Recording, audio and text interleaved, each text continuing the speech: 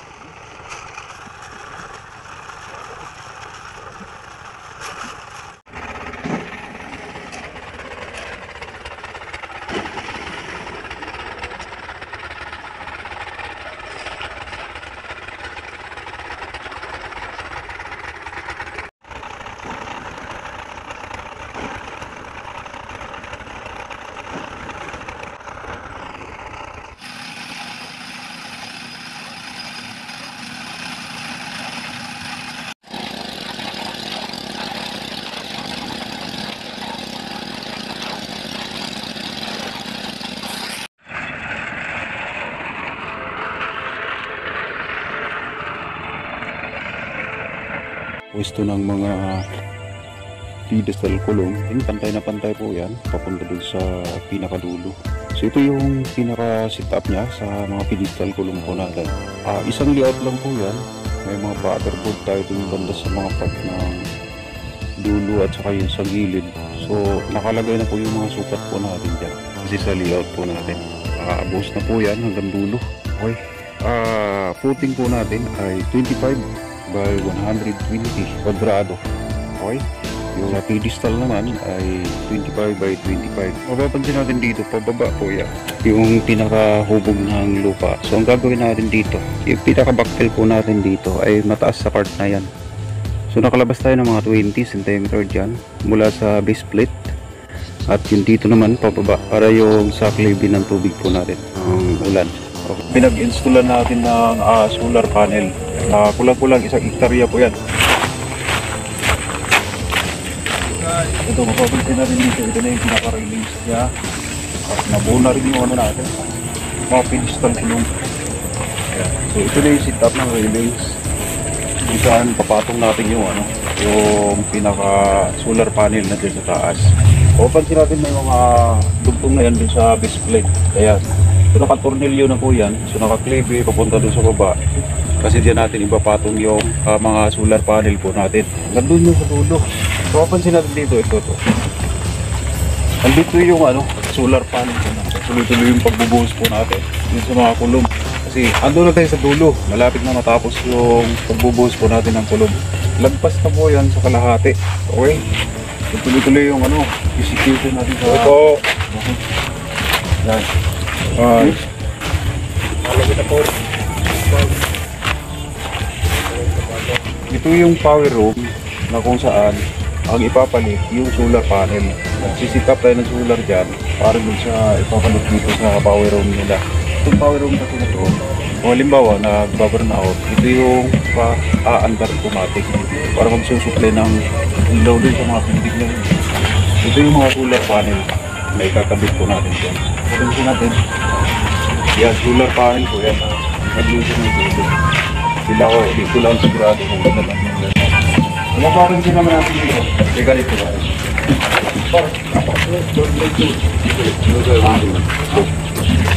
Ay, bakong lang natin dito. Kasi ko lang ito. Huwag ka na lumagpas din Pag-plus na natin yun. May palit tayo po. May sukat na yan, nakalihat na yan. Nandun, 4.6 by 3 meter. Kaya dito yung pinakapintuan niya. Tayo naman. Tingnan mo pare. Kaya yung mga solar panel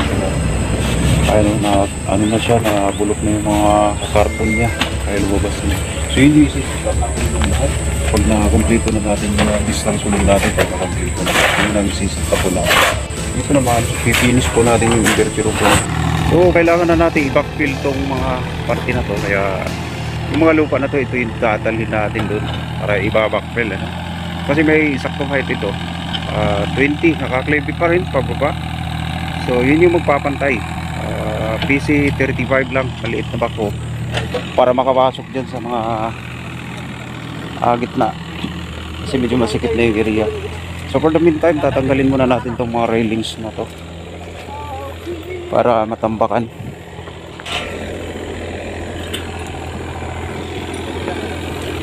Ayun, mapapansin natin dito, 20 lang yung lalabas dito, ano, sa part na to.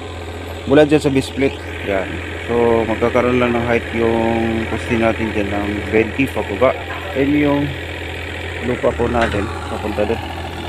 Doon naman, pababa doon, siguro mga 50 cm. Ibababa natin sa part na yan para magkaroon ng cleavage. So papantayin yan lahat, ano. Dyan sa gitna mismo. So sa part naman na ito tuloy-tuloy yung ano, pag forma at buhos ng mga kulom dito sa part na to. Mapapansin natin hanggang dulo na po yan, nabubuhusan na yan lahat. Okay, so backfill na lang ang ulan dyan. So the next step natin dito yung pagkakasa ng railings. Kamukha nito, itong sample na ginagawa natin na to. Yan. At para naman sa solar, no, i-set up na yung mga solar panel. Ayan, doon yung solar natin sa part 2. Okay, so tuloy-tuloy yung backfill natin. Maliit pa yung backhoe, kaya medyo mabagal ito sa backfillan. Kailangan lang maliit dito dahil mapapansin natin sa mga space niya, maliit na lang, oh. Kaya kailangan pumasok yung backhoe para maikalat niya na maayos, maipantay yung lupa. Okay, nilatagan ng mga solar panel. So yan doon hanggang dulo. Ito yung magsusuporta na power dito sa farm na ito, ano. Kasalukuyan natin inaayos itong ganun lang kasimple yung setup niya.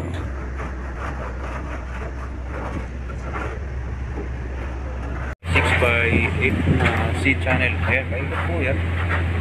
Diyan dadaan yung mga linya. Yung solar panel, nakukulitan ng energy yan. So bababa yan sa linya. So doon yung pinakalinya niya. Ayan. Kasalukuyan, inaayos natin yung mga poste na yan.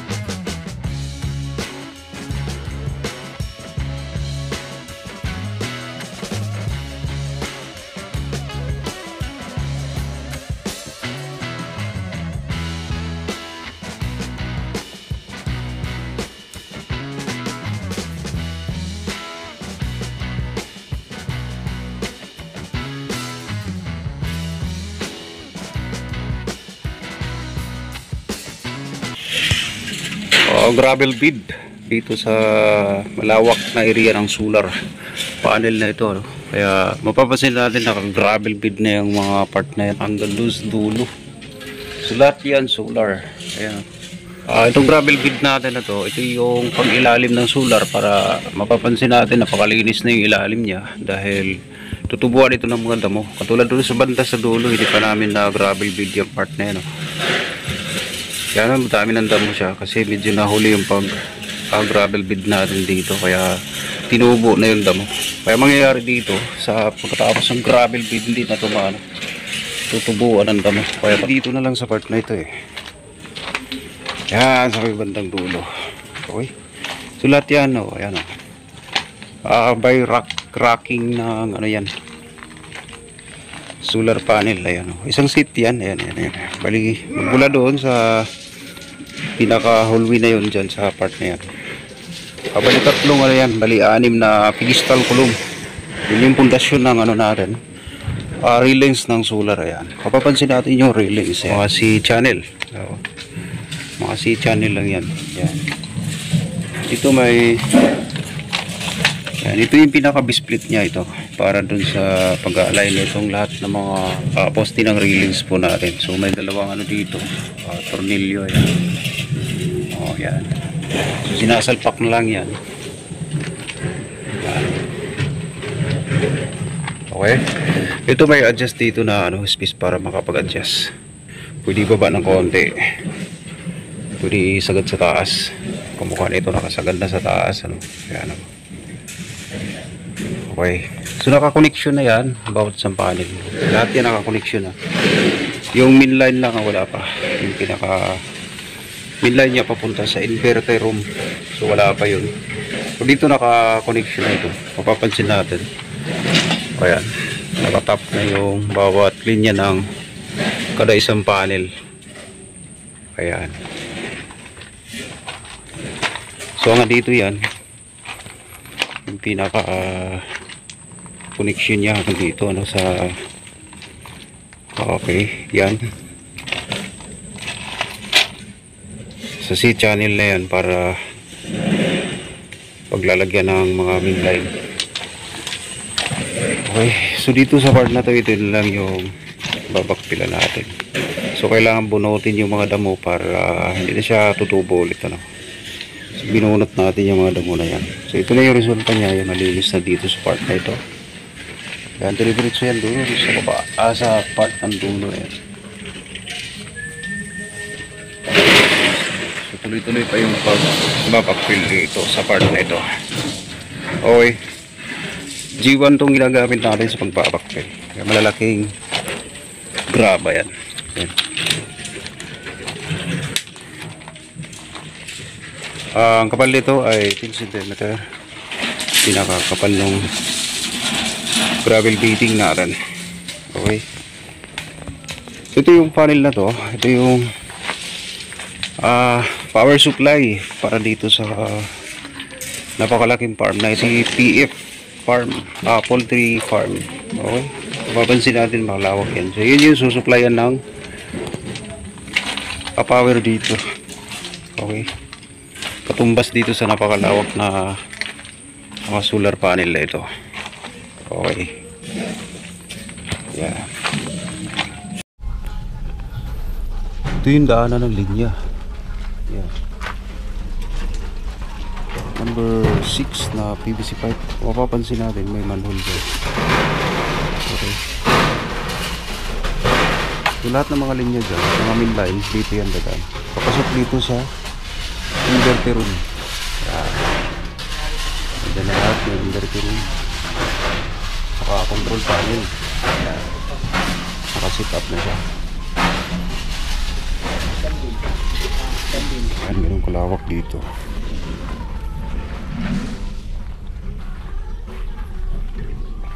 Ayan, diretso yan. Solar panel. Ito yung sit up ng ano, poste ng solar panel. Ayan. May B-split. At yung solar railings. Ayan. Kunik-kunik na yan. Diretso na yan.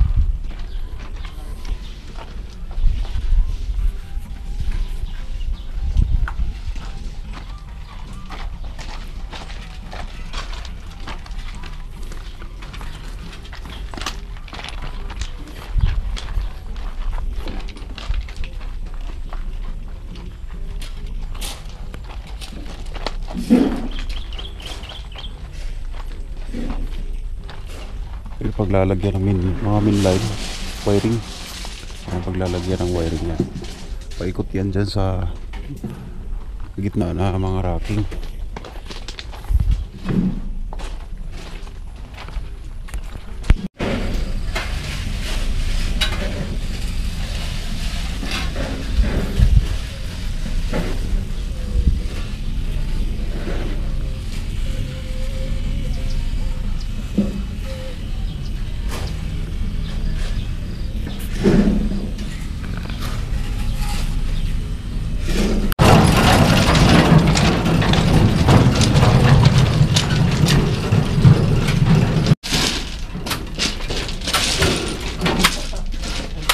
Oh, ketag.